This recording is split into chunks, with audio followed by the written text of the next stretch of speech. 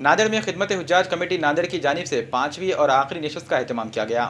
انور garden میں منعقدہ اس حج تربیتی نشست میں عازمین کو سفر حج کی تیاریوں اور زیارت مدینہ منورہ کے تعلق سے تفصیلی معلومات فراہم کرائی گئی۔ خدمات حجاج کمیٹی کے صدر الحاج مولانا نسیم الدین مفتاحی اور پروفیسر شیخ فیصل نے معلوماتی خطاب کیا۔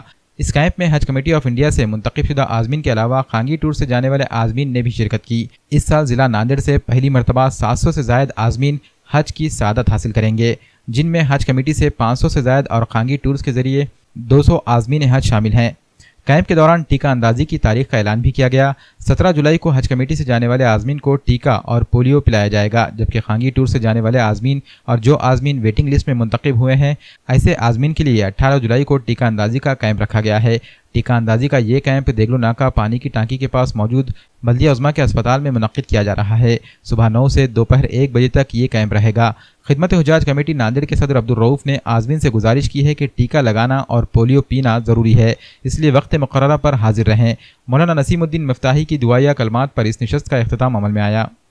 بسم اللہ الرحمن الرحیم۔ الحمدللہ خدمت حجاج کمیٹی ناندیڑ کی زیر اہتمام آج انور گارڈن میں 5ویں اور آخری حج تربیتی نشست کا انعقاد عمل میں آیا، جس میں صبح کے نشست میں مولانا محمد نسیم الدین مفتاحی کے تقریر سے اس کا آغاز ہوا، جس میں انہوں نے عمرہ اور حج کے اختصار سے تفصیلات بتائی، اور اس کے بعد پروفیسر فیصل صاحب نے تیاری سفر پر تفصیل سے گفتگو کی، اور ظہر کی نماز کے بعد عصر تک جو ہے مدینہ منورہ کی حاضری اور آداب زیارت مدینہ پر تفصیلی بیان ہوا، جس میں نبی کریم صلی اللہ علیہ وسلم کے روضہ اقدس پر حاضری کے آداب اور مدینہ کے فضائل اور سلام گزارنے کا طریقہ سرکار دو عالم صاحب سے خدمت میں پیش کیا گیا۔